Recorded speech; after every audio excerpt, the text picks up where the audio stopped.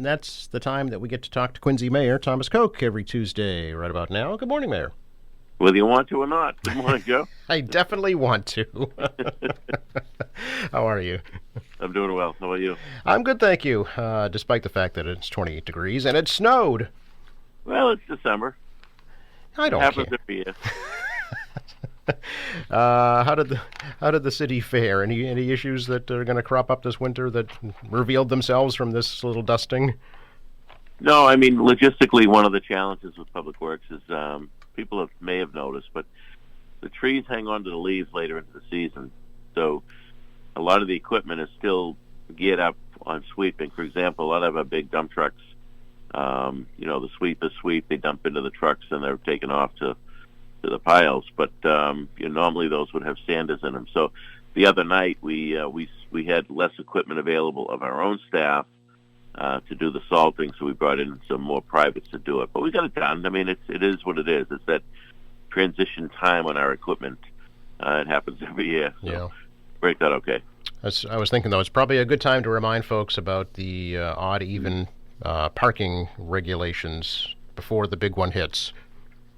That's exactly right. I know we have a lot of people that move in and out of the city, so they may not be used to the rules of just moving in, but that's exactly right. So parking is on the even side all winter. We go by the year that the winter starts, and we do enforce it on the main thoroughfares and those streets that we have challenges with. So we encourage people to follow those guidelines.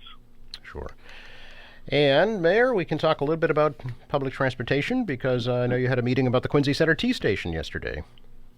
Yes, we'll continue to advance that. The legislature, through the work of Speaker Mariano, put some dollars into into the transportation piece, Norfolk County in particular, and the T has done a number of studies on the Norfolk County needs, and Quincy Center Station comes out on top by far.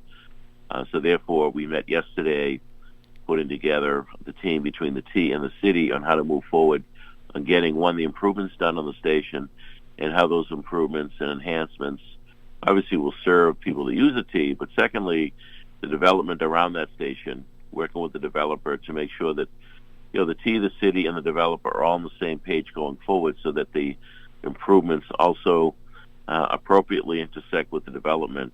For example, locating of the head houses, Joe, locating of elevators and escalators and access points, the parking needs, on and on. So we're in a good position. We had a great meeting with the T, led by Richard Henderson, who runs the real estate portion of the T.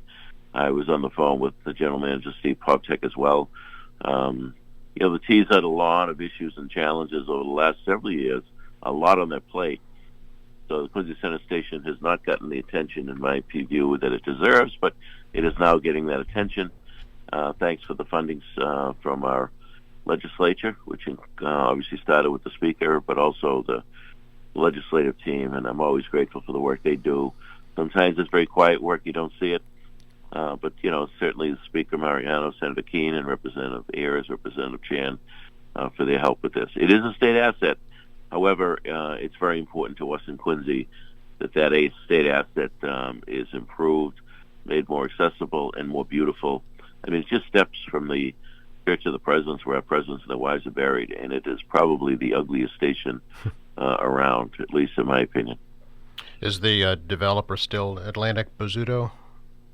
The developer designation is still Atlantic. I'm not sure it'll be Bozzuto. Okay.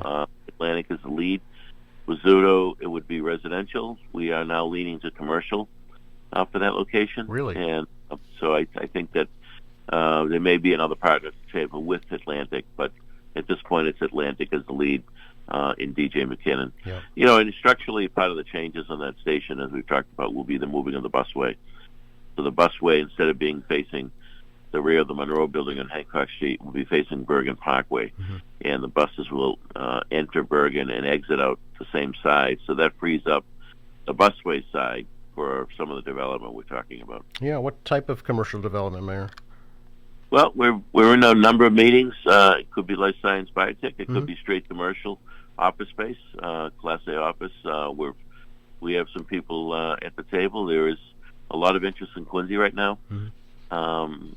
which is interesting, and I'm pleased because the economy is such that we don't know with interest rates what's going to happen. Yep. I was reading in the Wall Street Journal yesterday that many of the experts are predicting a much softer landing economically than first anticipated. So I hope we don't see any major slow up of our development. I'm hopeful. We'll keep working, but Quincy is a very spot that people are interested with investment, and we see that over the last several years, and the interest continues to be there. It's a great city. It's a safe city. It's a clean city.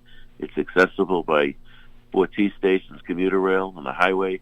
It's beautiful natural resources. So there's a ton of interest in our city, and want to make sure we get the best, most quality development we can when we finish this project up. Would the parking structure that was taken down be replaced? Yeah, the T does not require any parking at the station except for their employees. But we, as a city and the development team, want parking there. Mm-hmm. As the center continues to get developed, there is a need for additional parking. So, yeah, that would be part of it. Any timeline discussed right now for beginning the project?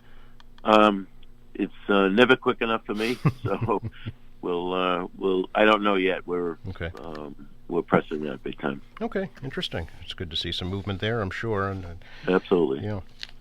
Can we talk a little bit, Mayor, about a local issue, a proposal to regulate personal and electronic devices in public school classrooms?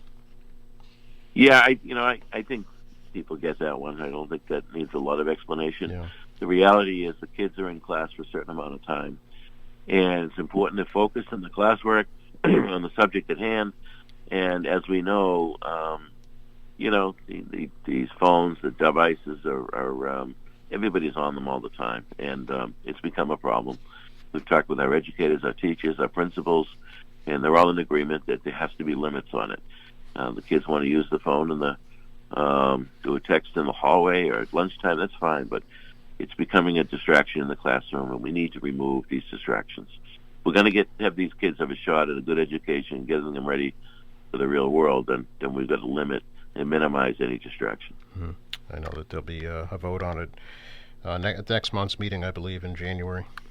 Yeah, I believe my colleagues are all in support. Very good. Any movement at all, Mayor, on the residency requirement that the City Council proposed? No, we're still doing some due diligence on that, but no movement yet. I'll certainly owe the council a response, and we're working on that. Okay. And also was wondering, I know you only had one candidate for the position of diversity, equity, and inclusion liaison. Any movement on that? No, there isn't. I mean, that we advertised pretty thoroughly on that, yeah. And we didn't get any real qualified candidates. So we were just talking about that the other day, Joe, in my staff meetings, and how we're going to approach that, because we did hit the typical publications for municipal advertising.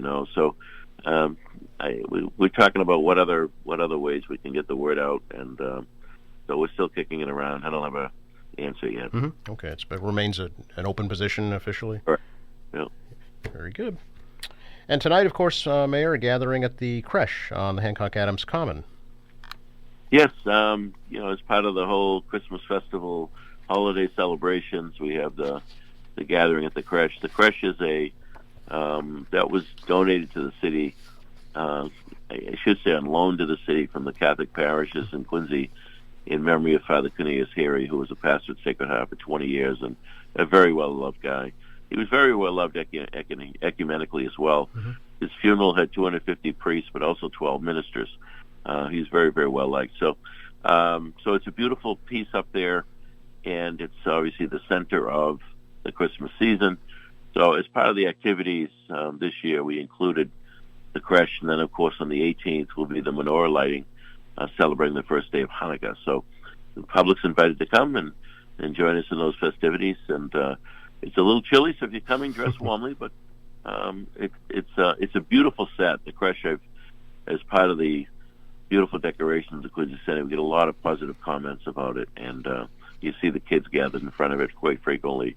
It tells the simple story, which was really made famous by St. Francis of Assisi. He's the one that really started carving and creating creches and created a live creche in his lifetime, and really wasn't much of a, obviously the birth of the Lord was, but the creche scene was not much historically in the church until St. Francis of Assisi. So, so we encourage people to come up and join us. There'll be some singing of Christmas carols and a couple of readings. It'll be a brief, I don't want to say ceremony, but a brief reflection in front of the creche for what it's all about.